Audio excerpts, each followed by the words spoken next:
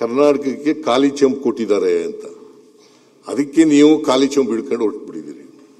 ಆದ್ರಿಂದ ನಾನು ಮಾವನಹಣ್ಣು ಅಂತಾನೆ ಹೇಳಿದ್ದೀನಿ, ಯಾಕೋ ಹುಳಿ ಬಂದ್ಬಿಟ್ಟಿದೆ ಅಂತ ಹೇಳಿದ್ದೀನಿ ಅಷ್ಟೇ. ಅದು ಹೇಳಿಲ್ಲ. ನಾನು ಬಜೆಟ್ ಬಗ್ಗೆ ಹೇಳಿರ್ತಕ್ಕಂಥದ್ದು, ನೀವು ಹುಳಿ ಬಂದದಂತೂ ಹೇಳಿಲ್ಲ ನೀನು. ಅವರು ಮಾವಿನ ಹಣ್ಣನ್ನ ಮಾವಿನ ಹಣ್ಣು ಅಂತಲೇ ಹೇಳ್ತಾರೆ, ಬೇವಿನ ಹಣ್ಣನ್ನ ಬೇವಿನ ಹಣ್ಣು ಅಂತಲೇ ಹೇಳ್ತಾರೆ ಹೊರತು ಬೇವಿನ ಹಣ್ಣನ್ನ ಮಾವಿನ ಹಣ್ಣು ಅಂತಲೂ ಹೇಳಲ್ಲ, ಮಾವಿನ ಹಣ್ಣನ್ನ ಬೇವಿನ ಹಣ್ಣು ಅಂತಲೂ ಹೇಳಕ್ಕಾಗಲ್ಲ. ನಾನು 17 ಬಜೆಟ್ಗಳನ್ನು ಮಂಡಿಸಿದ್ದೇನೆ, ಅದಕ್ಕೆ ಉತ್ತರ ಕೊಟ್ಟಿದ್ದೇನೆ. ಇಷ್ಟೊಂದು ಜನರು ಇದೇ ಮೊದಲು ಮಾತಾಡಿರೋದು, 50 ಜನ ಮಾತಾಡಿರೋದು ಇದೇ ಮೊದಲು. ನಾನು ಅಧ್ಯಕ್ಷರಿಗೂ ಅಭಿನಂದನೆಗಳನ್ನು ಸಲ್ಲಿಸಬೇಕು, ಎಲ್ರಿಗೂ ಕೂಡ ಅವಕಾಶ ಕೊಟ್ಟಿದ್ದೀವಿ. ಈ 50 ಜನ ಯಾರ್ಯಾರು ಮಾತಾಡಿದ್ದಾರೆ, ಕೆಲವರು ಟೀಕೆ ಮಾಡಿದ್ದಾರೆ, ಕೆಲವರು ಸ್ವಾಗತ ಮಾಡಿದ್ದಾರೆ, ಕೆಲವರು ವಿಮರ್ಶೆ ಮಾಡಿದ್ದಾರೆ. ಬಜೆಟ್ನಲ್ಲಿ ಚರ್ಚೆಯಲ್ಲಿ ಭಾಗವಹಿಸಿ ಸರ್ಕಾರದ ಆಯವ್ಯಯವನ್ನು ಸ್ವಾಗತ ಮಾಡಿದ್ದಾರೆ. ಯಾರ್ಯಾರು ಟೀಕೆನೂ ಮಾಡಿದ್ದಾರೆ, ಕೆಲವರೆಲ್ಲ ಟೀಕೆ ಮಾಡಿದ್ದಾರೆ. ವಿರೋಧ ಪಕ್ಷದ ನಾಯಕರಂತೂ ಬಹಳ ಟೀಕೆ ಮಾಡಿದ್ದಾರೆ. ಅವರು ಬಹುಶಃ ಮಾಧ್ಯಮಗಳಿಗೆ, ಸೋಷಿಯಲ್ ಮೀಡಿಯಾ ಅವರಿಗೆ ಆಕರ್ಷಕವಾದಂಥ ಹೆಡ್ಲೈನ್ಸ್ ಬರಲಿ ಅಂತೇಳಿ ಅನೇಕ ಪದಪಂಚಗಳನ್ನು ಬಳಸಿದ್ದಾರೆ. ಆಕರ್ಷಕವಾದಂಥ ಹೆಡ್ಲೈನ್ಸ್ ಬರಬೇಕು, ಅದು ಬರಲಿ ಅಂತೇಳಿ ಬಹಳಷ್ಟು ಕಸರತ್ತು ಮಾಡ್ಕೊ ಬಂದಿದ್ದಾರೆ ಅಂತ ಅನ್ಸುತ್ತೆ ನನಗೆ.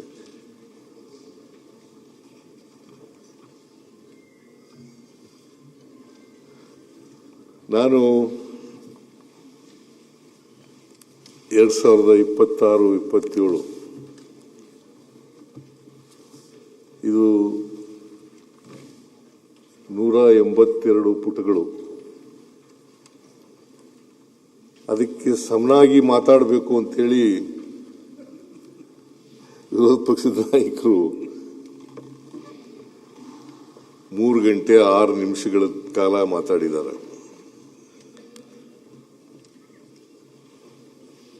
ಬಟ್ ಒಂದು ನಾನು ಅತ್ಯಂತ ಸಂತೋಷದಿಂದ ಹೇಳಲಿಕ್ಕೆ ಬಯಸ್ತಾ ಇದ್ದೇನೆ, ಯಾರ್ಯಾರು ಟೀಕೆ ಮಾಡಿದ್ದಾರೆ, ಯಾರ್ಯಾರು ವಿಮರ್ಶೆ ಮಾಡಿದ್ದಾರೆ, ಯಾರ್ಯಾರು ಸ್ವಾಗತ ಮಾಡಿದ್ದಾರೆ, ಎಲ್ಲ ವಿರೋಧ ಪಕ್ಷದ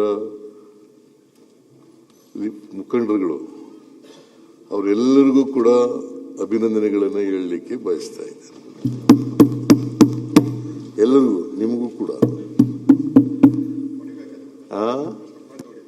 ಒಡಿಯಪ್ಪ,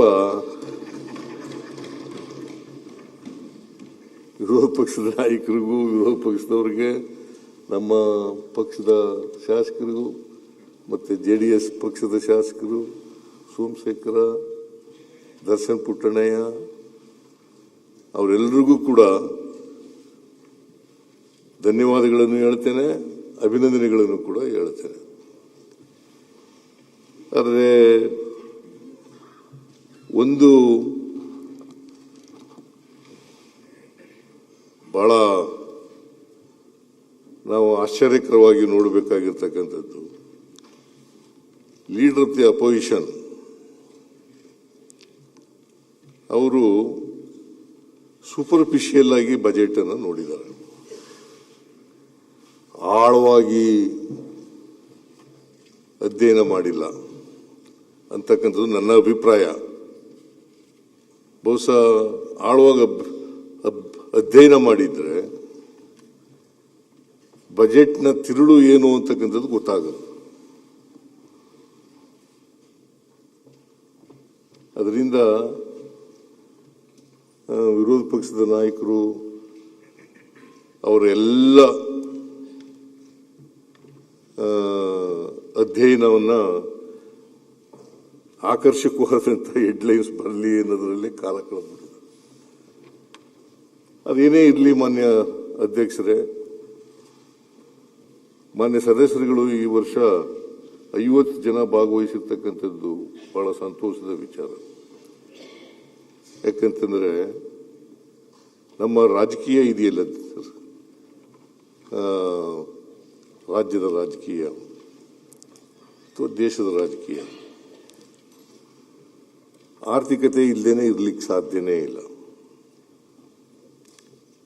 ರಾಜ್ಯದ ದೇಶದ ಆರ್ಥಿಕತೆ ಬಗ್ಗೆ ತಿಳ್ಕೊಳ್ತಕ್ಕಂಥ ಪ್ರಯತ್ನ ಮಾಡಿರ್ತಕ್ಕಂಥದ್ದು, ಭಾಗವಹಿಸಿರ್ತಕ್ಕಂಥದ್ದು, ಅವರೆಲ್ಲರಿಗೂ ಕೂಡ ಒಳ್ಳೆ ಸಂಸದೀಯ ಪಟುಗಳು ಆಗ್ತಾರೆ ಅಂತಕ್ಕಂಥ ಮಾತುಗಳನ್ನು ಈ ಸಂದರ್ಭದಲ್ಲಿ ಹೇಳಲಿಕ್ಕೆ ಬಯಸ್ತೇನೆ.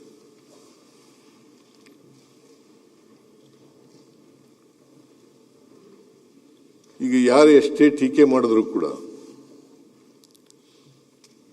ಮಾವಿನ ಹಣ್ಣು ಬೇವಿನ ಹಣ್ಣಾಗಲಿಕ್ಕೆ ಸಾಧ್ಯನೇ ಇಲ್ಲ. ಬೇವಿನ ಹಣ್ಣು ಮಾವಿನ ಹಣ್ಣಾಗಲಿಕ್ಕೆ ಸಾಧ್ಯನೇ ಇಲ್ಲ. ಟೀಕೆ ಮಾಡಿದ ತಕ್ಷಣನೇ ಬಜೆಟ್ನ ಗಂಭೀರತೆ, ಅದರ ರಾಜ್ಯಕ್ಕೆ ಉಪಯುಕ್ತತೆ ಅದು ಹಾಳಾಗಲ್ಲ ಅಂತೇಳಿ ನಾನು ಭಾವಿಸ್ಕೊಂಡಿದ್ದೇನೆ. ಅದರಿಂದ ನಮ್ಮ ಜನ ಇದ್ದಾರಲ್ಲ, ಈ ರಾಜ್ಯದ ಜನ ಬಹಳ ಬುದ್ಧಿವಂತರಿದ್ದಾರೆ. ಅವರು ಮಾವಿನ ಹಣ್ಣನ್ನ ಮಾವಿನ ಹಣ್ಣು ಅಂತಲೇ ಹೇಳ್ತಾರೆ, ಬೇವಿನ ಹಣ್ಣನ್ನ ಬೇವಿನ ಹಣ್ಣು ಅಂತಲೇ ಹೇಳ್ತಾರೆ ಹೊರತು ಬೇವಿನ ಹಣ್ಣನ್ನ ಮಾವಿನ ಹಣ್ಣು ಅಂತಲೂ ಹೇಳಲ್ಲ, ಮಾವಿನ ಹಣ್ಣನ್ನ ಬೇವಿನ ಹಣ್ಣು ಅಂತಲೂ ಹೇಳಕ್ಕಾಗಲ್ಲ. ಅಲ್ವೇನಪ್ಪ? ಆದ್ರಿಂದ ನಾನು ಮಾವಿನ ಹಣ್ಣು ಅಂತಾನೆ ಹೇಳಿದ್ದೀನಿ. ಯಾಕೋ ಹುಳಿ ಬಂದ್ಬಿಟ್ಟಿದೆ ಅಂತ ಹೇಳಿದ್ದೇನೆ ಅಷ್ಟೇ. ಅದು ಹೇಳಿಲ್ಲ. ನಾನು ಬಜೆಟ್ ಬಗ್ಗೆ ಹೇಳಿರ್ತಕ್ಕಂಥದ್ದು, ನೀವು ಮಾವು ಹುಳಿ ಬಂದದಂತಲೂ ಹೇಳಿಲ್ಲ ನೀನು. ಅದು ಹೇಳಿದ್ದೀಯ, ಅದು ಸಾಲ ಹೇಳಿದ್ದೀನಿ, ಇಲ್ಲ ಅಂತ ಹೇಳಲಿಲ್ಲ. ಸಾಲನೂ ಹೇಳಿದ್ಯಾ, ಆಮೇಲೆ ಬಜೆಟ್ ಎಂಥದು ವೆಂಟಿಲೇಟರ್ನಲ್ಲಿದೆ, ಆಕ್ಸಿಜನ್ ಮೇಲಿದೆ,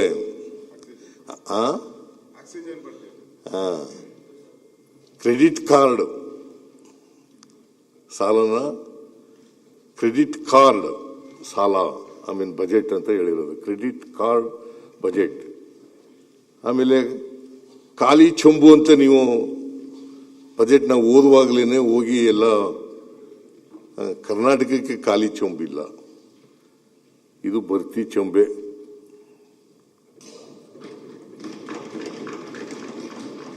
ಖಾಲಿ ಚೆಂಬು.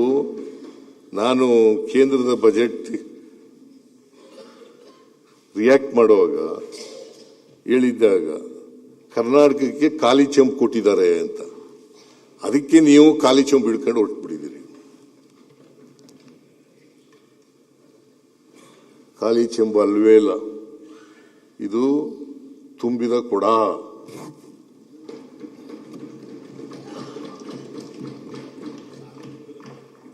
ನಮ್ಮ ಬಜೆಟ್ ಇದೆಯಲ್ಲ, ತುಂಬಿದ ಕೊಡ, ಖಾಲಿ ಚೆಂಬಾಗಲಿಕ್ಕೆ ಸಾಧ್ಯನೇ ಇಲ್ಲ.